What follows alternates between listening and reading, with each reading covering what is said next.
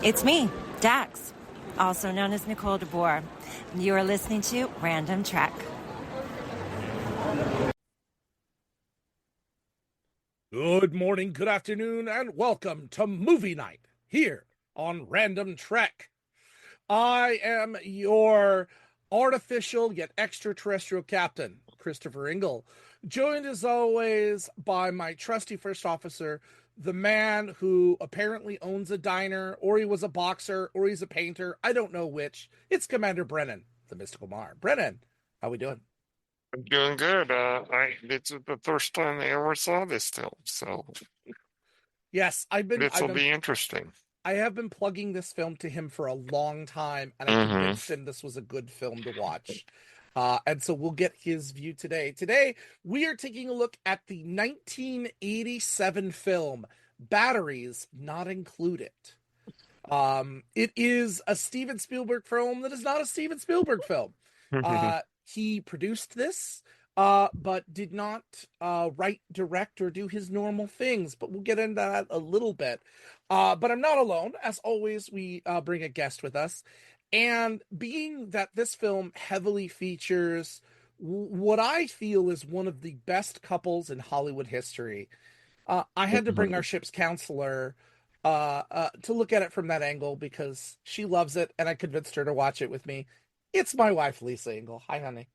Hi. Yes. So she joined us here. I want to get started. Lisa, had you seen this before I asked you to watch this with me? Yes.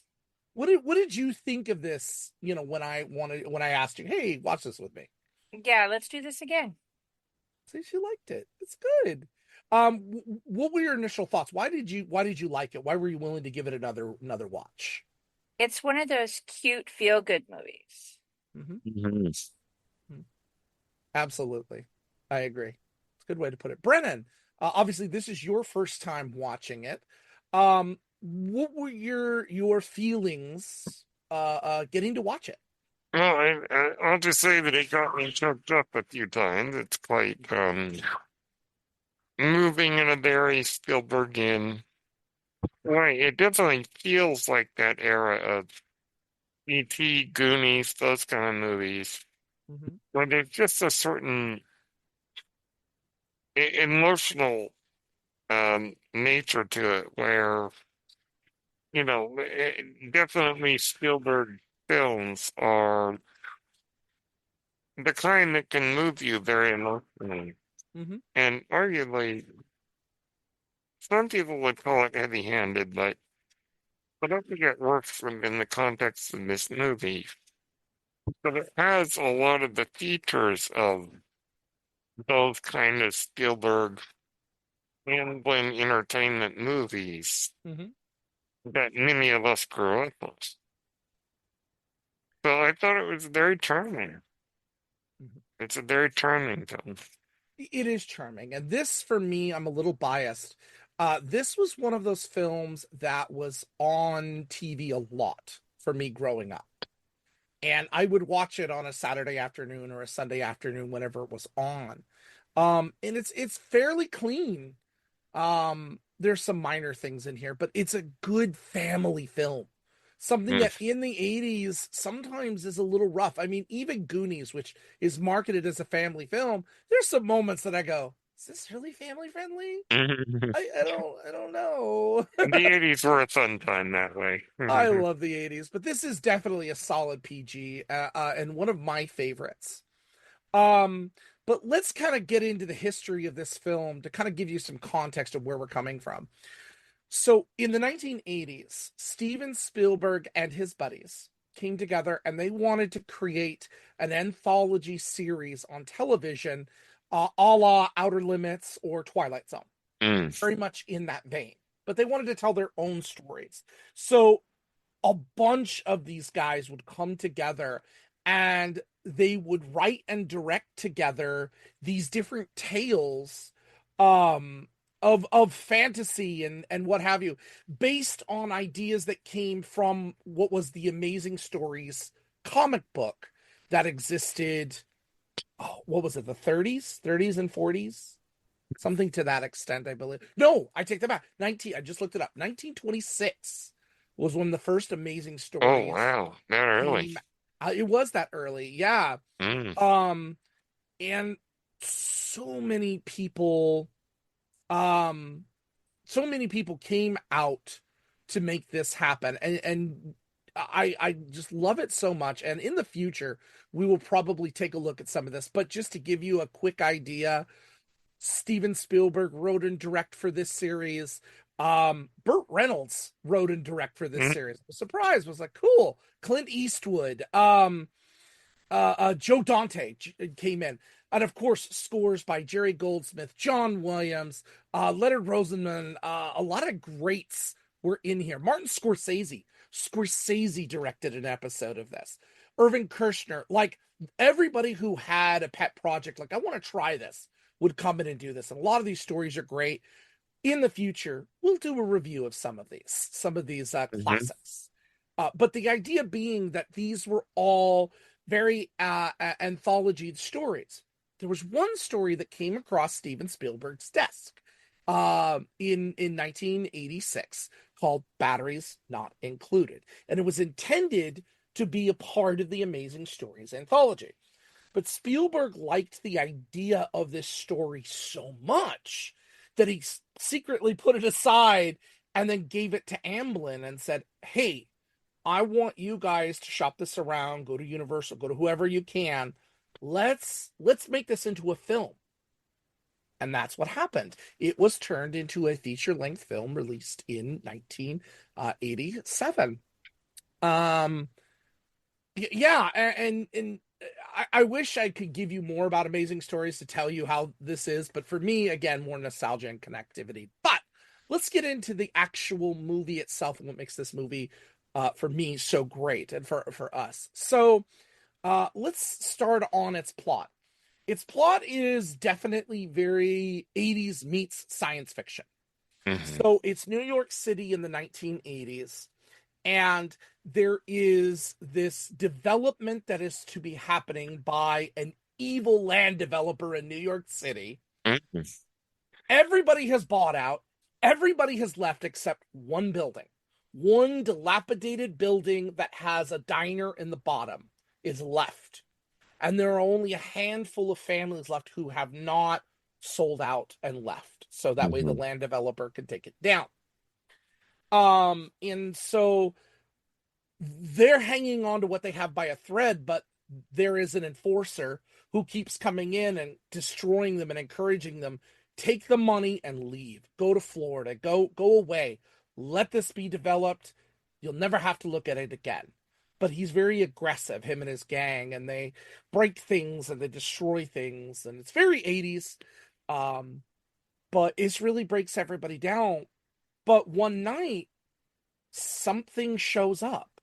And in the morning, they find that everything that was broken is fixed, Mhm. all fixed. And so it begins this discovery of what is it that did this. And we find that it wasn't a who so much as a what who, as we find out that extraterrestrials, these little tiny robotic UFOs, came for a visit and begin their quest to grow a little bit. But I mean, that's the basic idea: is these two working together to bring their lives together. Mhm. Lisa, we'll start with you. What do you feel about this plot? It's definitely 80s. Mhm. Um, but it's cutesy 80s. It's not your average 80s, um, like the Star Wars and the Star Trek and stuff like that. It's not your usual stuff. This is more cutesy. It's more emotional Mhm. Mhm. because this hits the gambit on your emotions. Mhm. Oh, yeah. If anything Spielberg knows how to do, he does know how to pick a story that has an emotional pull. because Mhm. it hits the sweet spots, it hits the heartfelt strings, it hits Hmm. the sad spots, like I said, it hits the gambit. Um, it hits the love strings, it hits all of it. Mhm. Brennan, what about you? Yeah, I agree with Lisa. It's very much it hits all the right notes Hmm. for this time. Hmm. And of course, what's a good 80s film without an evil land developer? It's all part of the fun of it. Hmm. And the it's an underdog story in a way. It's these people at their wits' end, and then a miracle happens. Hmm.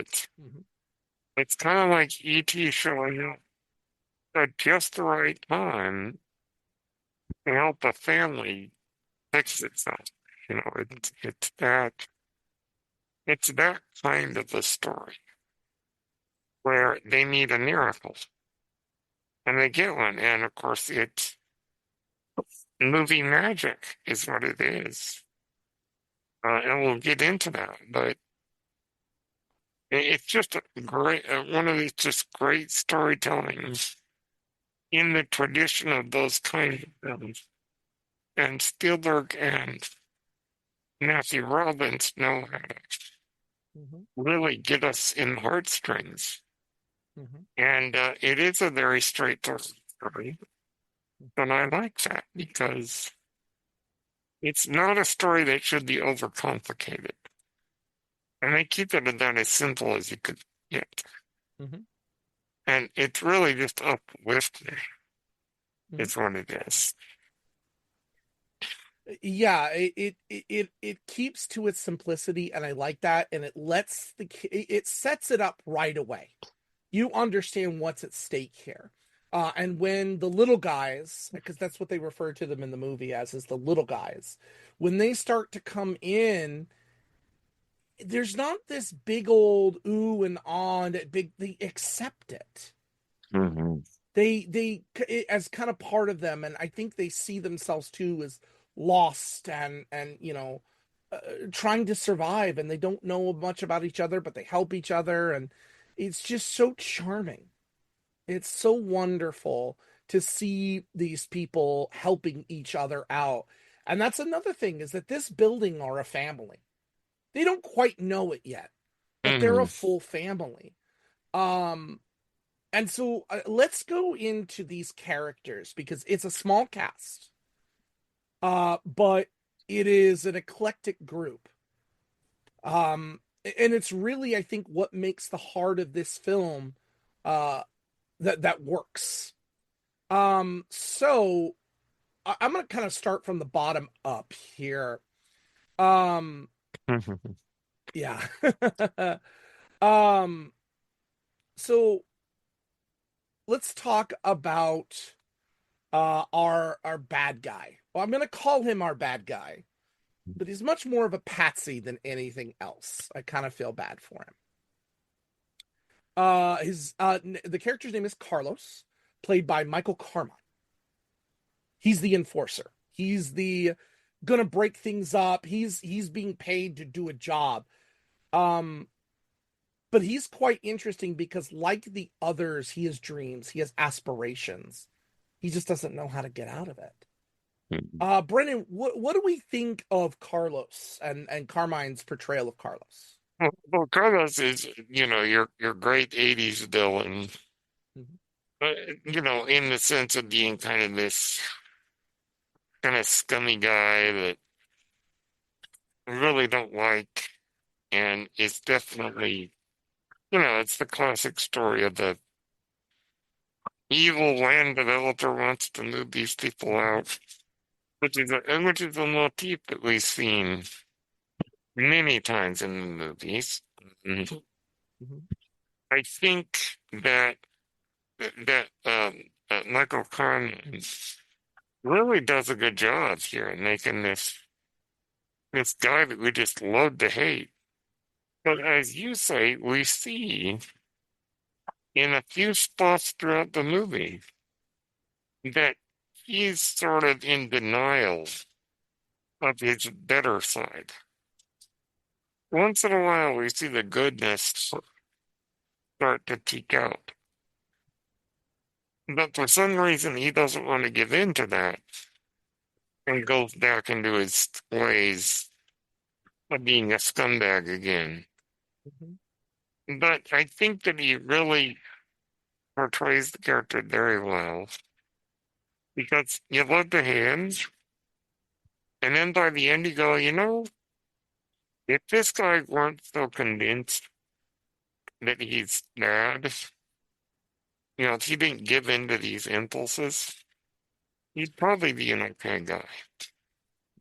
So there is some complexity, but I do like, the classic. They won't move, so we have to send in a patsy to get rid of them. And very much in the tradition of these kind of movies, and I think he really nails it. And I see a lot of potential for him. Unfortunately, he only did 5 films in the 80s and a lot of TV spots. In fact, his last role was in the film Longtime Companion, where he Mm, played an AIDS patient. And unironically, he died in 1989 after that film was completed of AIDS. And we yeah. never got to see more from him. Very Um, unfortunate. it is, yeah, I mean, there's definitely a star there potential. I Because see he a, really does a good job here, I think. mhm. He You does. hate him. Oh, go ahead. I think his character was so caught up in the money that he couldn't get caught up in the good side of him. Mm, But if you have been trapped and the world has beaten you down time after time after time, and look at Like I where he's said, living, you that's would what I'm do saying. anything to mm. get out. That's what I'm saying. Yeah. He's caught up in the money to get out. And Mhm. he wants to go and do other things. Right. And it takes money to do that. Yeah. And he's like, So, I'm going to do this job so I can get paid. right, That's all he cares about here. So, right. Until, well, until his conscience gets the better of him. yeah, it's true. Mhm. Um, but not all our characters are meant to love to hate. Then we come to Harry. Yeah. Harry, to me, is the heart. He truly, I mean, it's not the overall heart of the film, but of this group, he is the heart. Yes. Played by Frank McRae, who is an actor and former professional football player. He was a defensive tackle for the Chicago Bears in the 60s. And he was in a lot of movies that we like, and I never knew it. He's been in Rocky 2. He was in this film, License to Kill, Last Action Hero. Yes, I like Last Action Hero. The Wizard. He was in The Wizard. Another Yes. one that at some point we should review. But I really like him. But our character here, Harry is simple. And Harry is the super. He's the super of the building. And he's always trying to fix things, but he never talks. He's very kind-hearted, though. A sweetheart. And the only things that we hear from him in the entire film is things that he hears from the TV, and they're very minimal. And that's the title of the movie. Batteries not included. I think that's his only line in the film is batteries not Well, I think he included. also says never leave home without it, but yeah, Something like that. there's Yeah, a few funny. yeah. He has a But few funny one-liners. his story is that he was a boxer. He was a Hmm. very successful boxer. I have a feeling, and it's not mentioned, but I have a feeling maybe he took too many hits to the head, which is a real thing with a lot of boxers. Is take a look at what happened to Muhammad Ali, or Hmm. even Hmm. Joe Frazier. In the Hmm. later years, there was a lot of dementia and stuff that hit really hard, and some believe that some of that may be due to the hits in the head. Hmm. And I think this is kind of inferred in here a little bit, but that doesn't stop him from being extra kind. And extra protective. And yes, Yeah, oh, very much, but yes. he's also very scared. He doesn't want to fight. There's a point where Carlos and his guys come in to scare everybody. Get out, get out, get out. And he's hiding behind a curtain. He's hiding. And they try to beat him, and he's scared. And he's bigger. This guy is huge, ladies and gentlemen. Yeah, and Carlos is not. Well, I think it's because he knows the damage that he can do. He reminds me of John Coffey in The Green Mile. I think you're right there. Yeah. But the thing about him that I love is when the little guys come, he's kind of the first one to really truly befriend them. Besides Jessica Tandy's character. We'll get into her in a minute. But he also does something really cool we'll get into in a little bit. But he does something really cool that I'm like, wow, how did you do that? And it's really cool. Lisa, what do you think of this big giant heart? Like you said, I think he's a lot like John, a bit like John Coffey. He's the heart. He's the, he watches over everybody without actually watching over everybody. He keeps everything just a little bit, he keeps everything above board. He tries to keep everything without actually being the muscle. He's the muscle. Does that make sense? Yeah. Yeah. No, and he's wonderful in here. For anybody who watches this video, that was my mother waving in the camera. Hi, Mama Mar. Yeah, he actually there is one point where he actually does have to be the muscle, and he doesn't like it. Yeah, but he does well. Oh boy, does he do well. Yes. But he doesn't actually, what he does is he holds them. He doesn't do anything but hold them. Yeah, he doesn't really do the striking. He does the more He physically holds them. Defense, yeah. Right. Well, that brings us to if I could just say really quick about Harry. Oh yeah, go ahead. He's kind of like a child, but in the best qualities of that he's kind and compassionate. He's kind of like a big teddy bear. I mean, really, and he's the kind of guy that you would want to be on your side. Absolutely. Right. Yeah. Yep. And he's the one who doesn't leave too. We'll get into that for the ending of the story. He never leaves, and I kind of like that about him. But let's go into the will they, won't they couple, Marissa and Mason.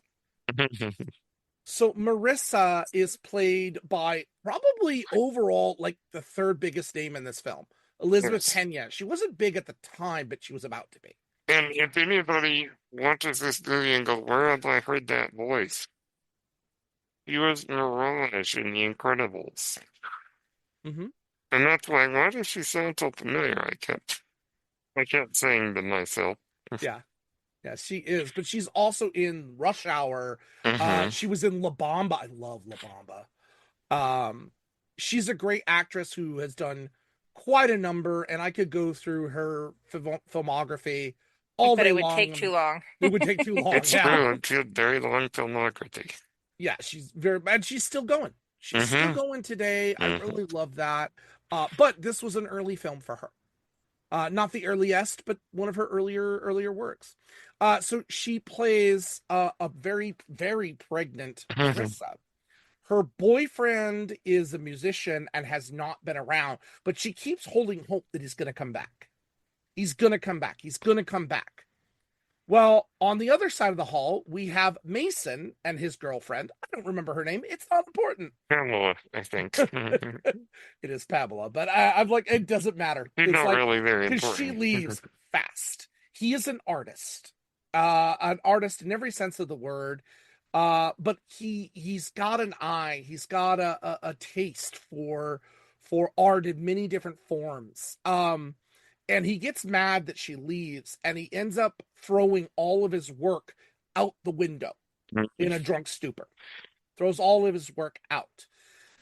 Well, as things are going along, he meets Marissa, and then he starts to befriend her. But what we find out is that Marissa is actually a fan of Mason, or more specifically his work, because when he woke up in the morning, he thought his work was gone. And what we know is that Marissa went downstairs seeing that and saved all of his paintings and hid them in her apartment because she appreciated them so much. Or him. I'm not sure which way it goes, but you could take it what way you want it. But it really starts this friendship. I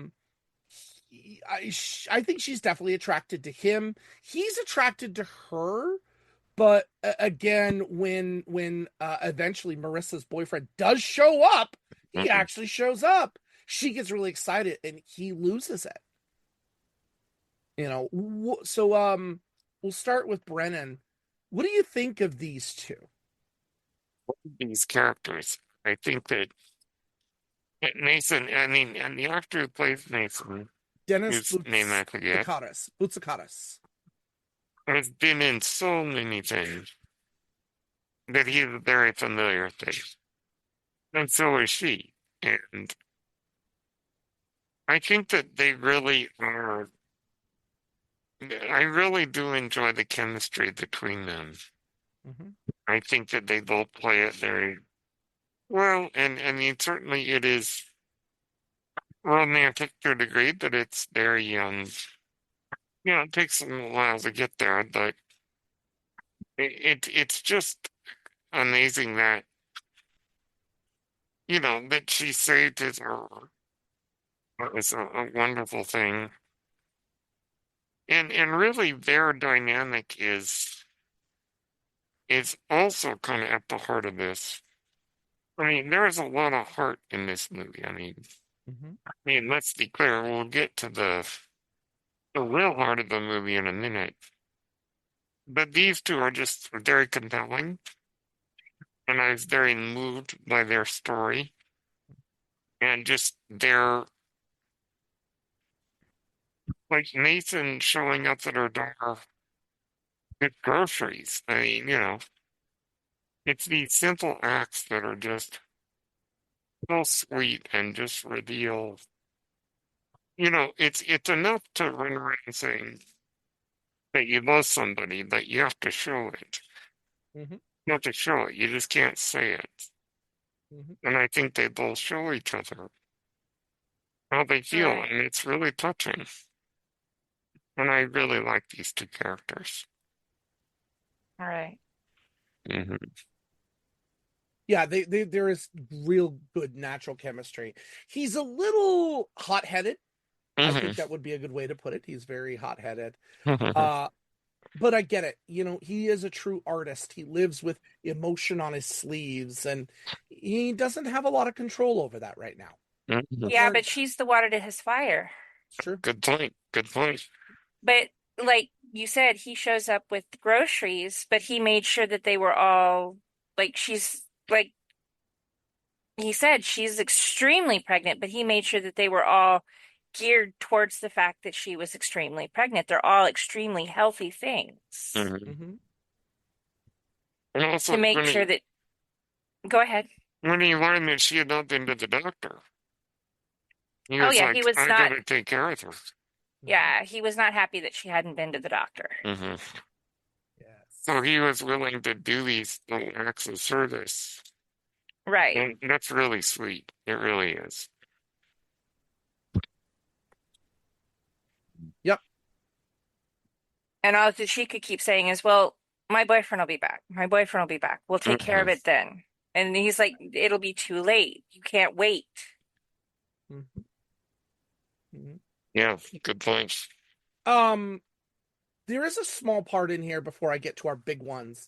The jerk, I call him the jerk. He's the land developer's right-hand man, and he's the guy who actually hired Carlos, played by John Pankow. Now, if you don't know that name, if you're a fan of Mad About You, he played Paul Reiser's reoccurring cousin, who was on the show fairly frequently She during the does look run of like the Paul show. Reiser a little bit. He does look a little bit like Paul Reiser, but he was a reoccurring character in season 1 and then became a full regular seasons 2 through 7.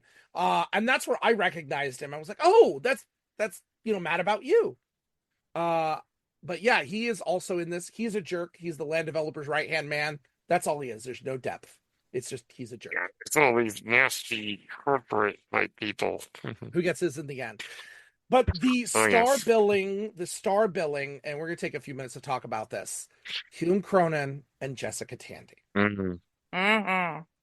These two, through the 80s, should be known by anyone because they always, actually, I lied.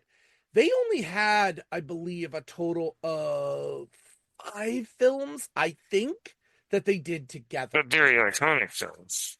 They were Cocoon 2, this one. There was a much earlier film, and then one after she died that was released. And some of you might recall that she was the oldest person to win Best Actress for her brilliant performance in Driving Miss Daisy. And I was going to get there. Both of them Mhm.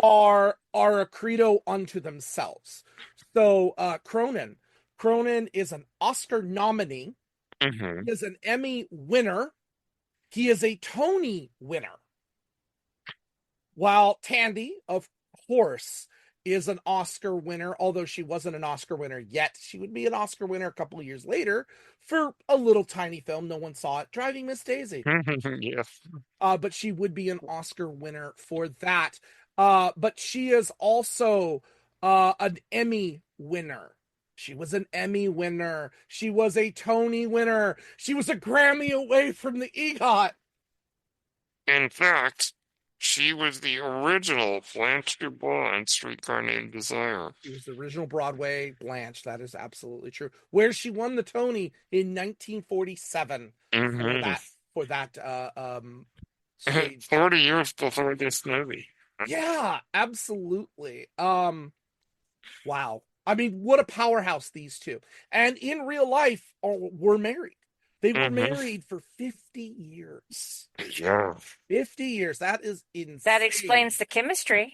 There is a lot of chemistry. It does indeed. Their chemistry is amazing here. But I want to mention this first. One of the beautiful things that they did, and I thought it was faked, and it's not. The opening credits shows a husband and wife getting married, and then there are photos of their life in early New York, and these are supposed to be the characters of Frank and Faye. As we go through time, we see their son, we see everything together. Jessica Tandy was a knockout in those pictures. She was. What I found out was that these photos were their actual photos. This was their life together. I could not believe that. Like, such a beautiful way to do that, to incorporate that. I really thought it was like edited in or something. There were a couple spots. I was like, apparently no. They are all real pictures, wedding pictures and like, of Tandy and Cronin. Amazing. But they have possibly the most heartbreaking relationship that I've seen in film. So they're old. They run the diner downstairs, which is dilapidated and needs a lot of work. But they run it. But she is suffering from dementia, really, really bad. In fact, she believes that Carlos is their son, Bobby. Yeah, we'll get back to that. She believes that Carlos is their son, Bobby. And everyone lets that continue. But we see the frustration that Frank has trying to take care of her, especially at his age. And her dementia sort of comes and goes, depending on the... I saw it as fairly constant. Yeah, that's true. It was continuous because she never had a lucid moment to me. She was living in the past heavily. That's true. And as someone who has worked in nursing in my past, I've watched this. I've seen this, and it breaks my heart when Frank is sitting there and he's so fed up and he's trying to get her pills, and she's just not in reality. She recognizes him, but she has no idea what year it is. She has no idea what's going on. None. And it breaks his heart. And he breaks a couple of things in the apartment in anger and frustration. And he even considers sending, I think definitely sending her, but also maybe him to a home. Yeah. And Elise, I'm going to start with you. That relationship, that to me was possibly the biggest hole in this film. How did you feel about their relationship in this? I think it's heartbreaking, but I also know that it's probably one of the earliest times in film that they show, I think, dementia. Because I don't think that they showed it. I don't think they've showed it any earlier than the 80s. I think it's the first time that it's actually come out in films and stuff. Mhm. I think it's the first time that it was actually touched on. Yeah. And then to have something like that come out and to be that heartbreaking. Oh yeah, it breaks my heart too. Because I don't think people understood what it could do to the husband, wife, families, friends, because their friends were involved. Just the people around them. How it just affects everybody. Brennan. I think that her living in the past is an interesting theme because in many ways the film has a certain nostalgia to, the good old days of 40s and the 50s and, those wonderful pictures and the apartment's got that design style from the 40s time period. You had this old couple who've been around for a long time and he remembers those days and like a lot of 80s, it has sort of there's a certain throwback nostalgia to it, even if it does deal with modern day special effects. It's sort of an elegy for a lost time, and I think that as Hugh Cronin and Jessica Tandy did their entire careers, this is a powerhouse performance from both of them, and there's such a realism to it. It doesn't feel forced. It doesn't feel like it's written. It just plays out naturally. And of course, Jessica Tandy particularly gives another incredible performance, which her whole career was full of. And I really think that they're the reason I got emotional watching this movie, is because of that. And seeing them, and then seeing the sort of, that they're down on their luck because of Carlos, because of the land developer, and because of, her symptoms, that you can see why they need a miracle. And actually, the whole reason that the machines help them at all is because he left the window open. It was her doing. And it's really magical in not only as a couple, as a believable characters, but sort of that magic of like, we need help, and it comes. And he wishes. And he almost. It's amazing. He practically wishes on a star. Yeah, he does. Yeah. I need help. God help me. What am I supposed to do? He says that. Yeah. And he falls asleep in the chair. So the final set of characters, I'm going to combine with our spectacle because it's our little guys. Oh yes. Only name we know them by is the little guys. Because this is not a special effects heavy film necessarily. It's not, and yet it is. They are so these little guys are these tiny UFOs, maybe the size of a frisbee, a decent, like a regular size frisbee. Yeah. And they come in and they fix things. And I do have to ask Brennan, I believe it's the male. Does that look familiar to you at all? The male guy? Encounters in there. You were thinking Close Encounters. I was thinking Space Stock or Starbase One in Star Trek. Oh gosh, yes. You look at it, and I look back, and I'm like, Yes. that looks exactly like the top of Starbase One. Hmm. Which there may be some connection to that, because our special effects wizards for this film were ILM. Oh yes. So our good friends at ILM, who are no strangers to Star Trek, no strangers at all, they did these special effects for this and created the creatures. And what's really great is they are practical puppets. However, there are no strings. You look, there are no strings. But the one thing you can see with 80s tech is that they are green screen or blue screened in. They are, you can see the black outline that was really heavy in early green screen work. Huh? Very well done. Yeah, but otherwise it blends in seamlessly. But these are puppets. They are puppets created by ILM that has worked and flown through, and they have working lights and eyes and things like that. Like, even though they're supposed to be this artificial type life form, hard to say, there is so much life in these characters. And I gotta give it to ILM for creating them. But not just, we're gonna do something out there. No, we're so creative, because these creatures come in, they fix things, they power up, they get comfortable, and they mate. They mate, and so they create. Very interesting, like Yeah, I love what The are they light doing show. now, Jessica? Well, you know.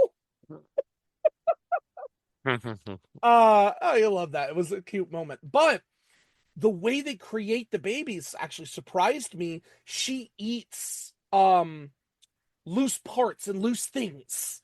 She takes them in, and they're actually being used to build these babies. Which are adorable. They are absolutely adorable, and we'll get to them in a minute. There were 4 in total? 3. There were 3 babies, and the parents. There was 3 babies. Was it 3? I thought it was. It was 3, 3 and living, and the one didn't. one had to be helped. Harry Okay. fixed him. Yeah. We'll get into that in a second. But anyway, they start to repair things and kind of take this as their home, because Jessica Tandy, they're living in the bird coop that's up on the roof. And so Yeah. Jessica Tandy's just taking loose bolts and nuts, and they take power cords, run it through and run it to them. They charge themselves on our power. And so eventually she does give birth, and we have these kids, and they kind of adopt these people as their family. In fact, they fix up the diner, and the diner's running again. It's a big hit. Ironically, it's a big hit with all of the construction workers in the area who are actually there to take down the building. They go to this diner to eat. Right. And there's a great scene of the babies on the grill, the one that looks like a hamburger bun. It's a great scene with that. I love it. Right. One gets in the soup. Like, it's funny. Gets thrown in the sink. Mm-hmm. It's adorable. Yeah. But the one that didn't make it gets buried. But Harry digs him up and takes him away and hides. Harry is the super. He's really good with electronics and things like that. And he manages to get the thing living again. And at first, the robot family are a little mad at him, but then they adapt to it. And they're like, oh, you saved them. And he trains him. And he does. He trains them all with a little whistle, little dog whistle. He only trains the one. It's a dog whistle. And there's a great moment that I love of the dad robot teaching the little robots how to fly. in a And very interesting way. there was a very Inspector Gadget Looney Tunes moment where one of the little ones, uh, he drops him and he's like, "Ah!" And then a little rotor comes out of his head and he's trying to fly with it. It's so funny. I love that moment. But again, it's not artificiality. They're taking care of them. And so I wanted to combine the spectacle and this. Brennan, what do we think of the little guys as characters? They really have a lot of personality. I love Mhm, them. mhm. I mean, our guys at ILM know what they're doing. I mean, there is so much character in these creatures Yeah. that I absolutely love it. And I think that the and making them all feel so real, it's something it's something magical about it. Mhm. And we'll get into the magic when we talk about the music, but the just the characterization. Mhm. I love that Harry is the one that saves the baby, Mhm. and I think it's hilarious when that crazy light show happens between the parents, That's a good way to put it. and and they're good at fixing things. So even when Carlos smashes in the dad with an axe, the mom fixes him. Mhm. And I like that they feel like a couple. Even though they don't say a word and they don't look anything like us, Mhm. they feel like a couple. They And just blink. There's just a blinking. yeah, Yeah, it's just a blinking, but there is a lot of character in that. The way the lights are, what they yeah, the do. lights and the just Uh, and the stop motion is very well done. mhm. And it's really just that 80s movie magic Yes. is what it is. But they really feel like characters. They really feel like that they are part of this family. And they're in a very convincing environment too. So, when this film was being made, they actually found a building that was older. It was safe, but it was Hmm. older. It was all in a lot. And so they kind of rented out this building, using it for filming. But what they did, the inside was fine, but what they decided to do to make it look the way they wanted it to do is they built a three-sided facade on it to make it look dilapidated. Hmm. And then they started scattering around fake rubble for it to look like a demolition site. In fact, this was so convincing that the Department of Sanitation and what have you in New York City came along and took away the movie trash, thinking it was this rubble was actually to be removed. And they got in trouble with the Water and Power Department, Edison, with the Water and Power, because there were no permits on site, and they realized, oh, it's a movie. Okay. But they do such a good job with that building. The inside's, of course, soundstage. It is what it is, but the outside has just as much character as the inside as well. Yeah, and it's a great environment for these little fix-it droids to fly around and do all sorts of things. Hmm. And Lisa, oh, go ahead. it's beautiful. Lisa, how do you feel about the? She's away for the moment.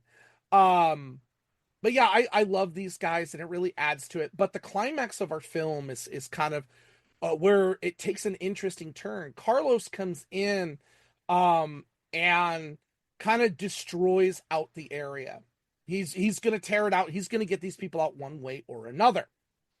Um, but he comes in contact with the alien, the little guy, the male, and gets attacked back.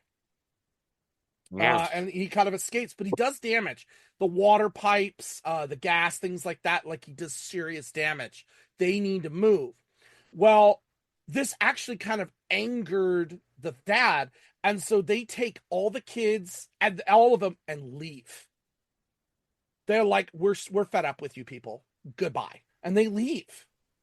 And they're kind of confused by this and what having. They need them back. They want them back. It was an accident. This wasn't supposed to happen. That kind of tropey thing. So they go on a quest through New York City to find them using the dog whistle. The dog whistle helps. Okay. But meanwhile, Jessica Tandy stays behind. She's making dinner for Bobby. She's hanging out in there, and then we come to the revelation that I think we all kind of knew was coming, that Carlos obviously is not Bobby. And the reason why every time that she called him Bobby, her husband was upset is because their son died in a car crash when they were younger, and he still blames himself for it. Mm-hmm. And so there's this really tough point. But Carlos realizes that Jessica Tandy is still there, and everybody was supposed to be out. So he runs up trying to get her out of the house after knowing the developer's crony sets a cleaner to go in and go, all right, I'm just going to blow this place up, turn it to fire and rubble. Yeah. And so he does that, but the combination of what Carlos did with that is going to create a big explosion and a big problem. Carlos knows this. And so selflessly, he goes up to her like, we got to get out of the house. Get out now. We need to get out. They got to get out of the house. Meanwhile, the others do find the little guys on Times Square. They kind of apologize and make up, help us do what we can, but they leave. They do leave. Mm. They leave. We blew it. We just blew it. But they go back and find that Carlos did get her out of there, but their building is under fire. It's going to be just rubble. And we fade to the next day, and there's just a shell of the former building.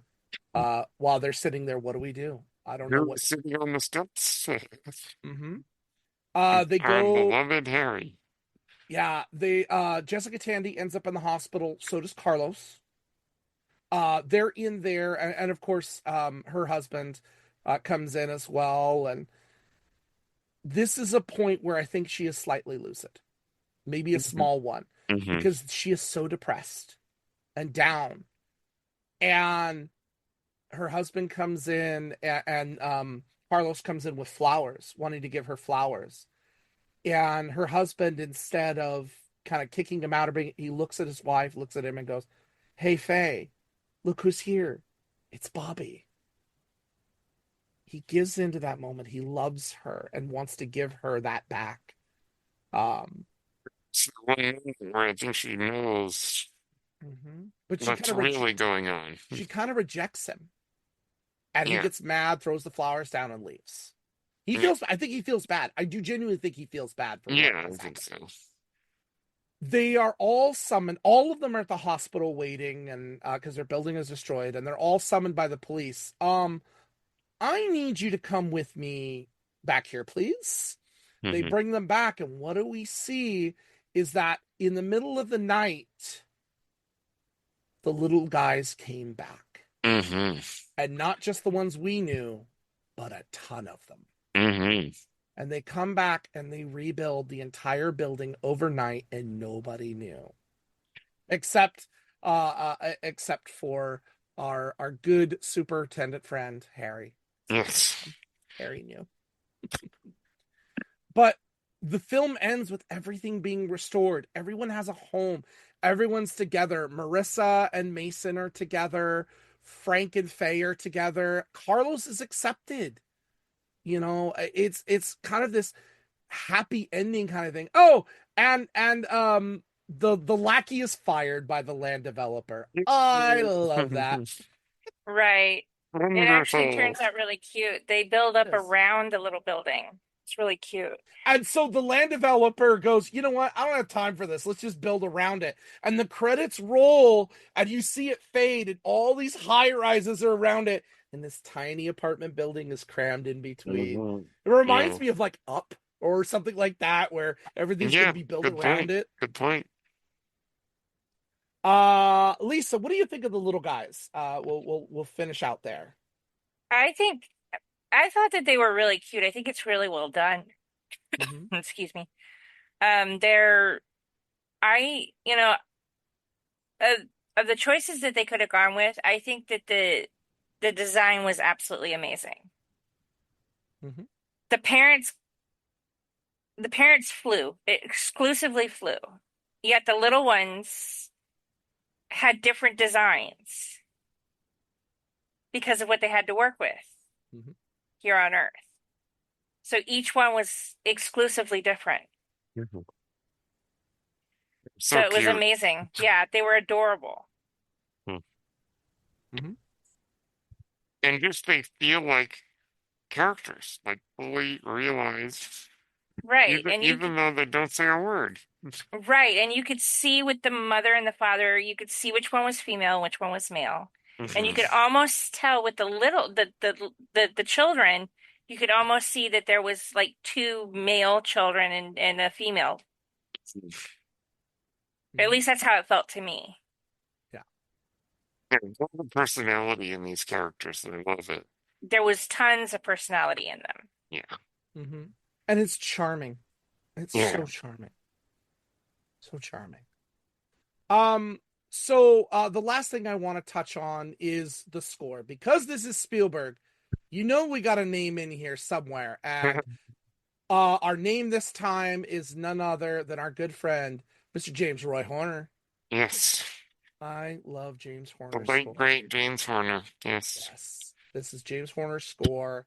And and it again, sounds like it too. I've said this before. This is not a score that you're going to remember. Mm-mm. But the feelings that he builds as these scenes are going on, and the real good use of the 40s and 50s, maybe 40s, I'll go with the 40s, 30s, 40s, whatever, that era when Jessica Tandy and her husband are supposed to be at their prime, that music playing in here, I love that. His Yes, incorporation of that into it is so good. and if you uh listen to the score, there are some motifs that you will recognize from the other movies he composed in this era. Like a year later, The Land Before Time, this had some similar sound to that. mhm. Yeah. So yeah, James Horner doing it again. Oh, and it's a great touch too. And I forgot to mention, a little known writer came in and did this film. It was actually a group before, but a really young writer. We won't ever see anything of him. Some guy named Brad Bird wrote this film. Oh yes. I love Brad Bird so much, and this is one of his first big writing credits. Well, he's Uh, most famous for, Iron Giant, The mhm, Incredibles, mhm. Ratatouille. Well, what's funny is he writes this film, and we don't see him do anything else film wise until The Iron Giant in 1999. He does The Iron Giant, and then Pixar gets a hold of him. Gets a hold of him, and the rest is history. And the little bird told me that he might be coming back again to Pixar soon. Incredibles 3 is on the docket. I wouldn't doubt Yes, it. my brother-in-law really wants to work on it. And he better come back because he's Edna Mode. He Yes, better he's come in the back. mode, yes. But Enough mode. and just to give you an idea too, he was an animator. So Hmm. he also has the technical side. He worked in Fox and the Hound, Black Cauldron, Brave Little Toaster. Brave Little Toaster. There's another one we're going to touch in the future. Love Brave Little Toaster. Nobody talks These about that films film. that scare kids up to death. Yay. Oh yeah, that the scene in the back of the Fix-It shop. Yeah. Oh Oh yeah. yeah. Anyway, great musical, but we'll talk about it another time. But yeah, Brad Bird is the writer in here. See, like so many little things that you don't think about that culminate to a film that is really kind of underrated. So Hmm. the budget was 25 million. It made 65 million. It made Okay. So 65 it million made dollars. made decent. It's not bad, but it did debut at number 4 at the box office. Gene Siskel described it as a comic book with the best pages torn out. Thanks, Mhm. Gene. He said it had a forced warmth. Well, Gene Siskel was never exactly a man that was Have you known ever for noticed being... that Siskel and Ebert were always wrong? Not always, because Ebert Mhm. said it had a lot of good feeling in it, a few nice laughs, it had a few interesting special effects, and I'll take this as a compliment. It's better than most of the stuff out there. And he's right. Right, but most of the time they were head to head again about stuff, and one of them was always wrong. Yeah, particularly with 80s nostalgic films. Mm-hmm. Mm. Famously, I know one of the ones that I was thinking of too later on, Siskel and Ebert, when it came out on video, reviewed Batman Mask of the Phantasm. And they admitted they Yes. didn't review it the first time because it was just another comic book cartoon. At And first, they were like, saw it. no. Mhm. And then they watched it with the video and they were like, we were wrong. So good. So, yeah, I mean, they've been wrong from time to time. It has a 67% on Rotten Tomatoes. Take that what you will. But you know what? I love the heart in this film. Mhm. It's so dripping with 80s, and yet to me, this truly feels like a Spielberg film. Yeah. 100%. Right. And there's nothing but heart in Yeah. this film. It's And very uplifting. It's very uplifting. absolutely. And this is definitely a true PG film. Other than the violence with Carlos, I don't see this as something that I wouldn't show young kids. It might be a little boring for them, but then again, I loved it. I watched it. And I enjoyed it thoroughly. These guys, it's charming. You know, I'm not saying I would love a remake, but I would love a remake. I don't know. I don't think it'd be the same without Jessica Tandy and her husband. That's true. That's true. Maybe. I don't know. There are certain things you can't redo That's Yeah. true. Yeah. That's true. because certain Uh, people are what make the movie. and that's one of the great things Very about true. this. One of the great things too, and I'll end it with that, is that we don't know where these things came from. We don't know why they exist. We don't know why they came. But I take it back to Amazing Stories. One of the things in Amazing Stories that I always loved is that there was never a true explanation why what was happening was happening. You just had to accept it as the miraculous and the wonderful and the magical and the mysterious. And it is what it is. And this film is what it is. And that's heart. It is heart. I don't need to know where these aliens came from. I don't need to know if they're an invasion force, or I don't need to know if they're refugees. I don't care. There's heart in this film. And the fact, too, they're just parents. It's They're just... funny too that these creatures are not really the focus of this movie. Nope, it's the It's people. Jessica Tandy and Hugh Grant. Mm-hmm. They are the center of this. And if you really want to see some great work from them, check out this film. This, actually, I honestly do a double feature. No joke. Do Cocoon, do this. If you want to watch Cocoon 2, that's fine. It's really not a bad film either. But do those two together. It's a great combination between the two. And that's what I'll always remember them for, are these two films. But they, of course, had a much longer career. Lisa, final thoughts on this movie? It's definitely a must watch. Put it on your list. Absolutely. It never gets talked about. I don't know if there's a Blu-ray out there. I want a Blu-ray of this. Honey, I want a Blu-ray of this. Then find it for the man that buys everything for himself. Oh, he's in trouble now. Always in trouble. That's what I do. Brennan, your final thoughts on this? This was just delightful. It really fits in with that 80s uplifting, delightful films that have a bit of technical wizardry on display. But also, I think what's great about this is it's a movie that will get you in the feels. And also, it's got it's movie magic, is what it is. When we talk about movie magic, the 80s, particularly were a great time of just magical moments on screen that just, well, they just wire you. They just, Mhm. they make you feel so deeply. And I very much enjoyed experiencing that because every once in a while I want to go back to that Spielbergian 80s uplifting, pull on your heartstrings kind of feel. And I think this movie had it all. Mhm. Yeah. Wonderful. Hey, honey, I just found it on Blu-ray for $10. Cool. Guess what's coming tomorrow? Oh, but yes, I enjoy this again. And again, it's all about heart. I highly recommend this. This is Mm-hmm. one of those great 80s sci-fi films.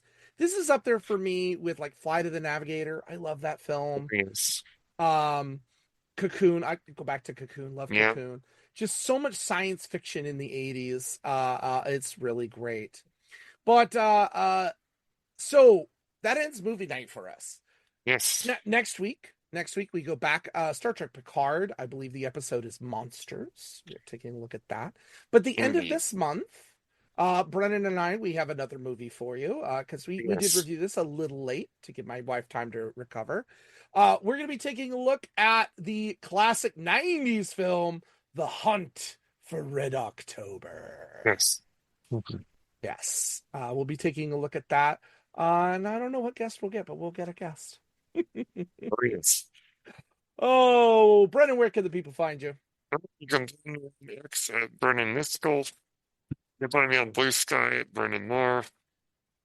And no, I mean, I don't really know how to say what address to find me on Blue Sky because it doesn't make any sense right now, but whatever. You can find me there. You can find me on Facebook.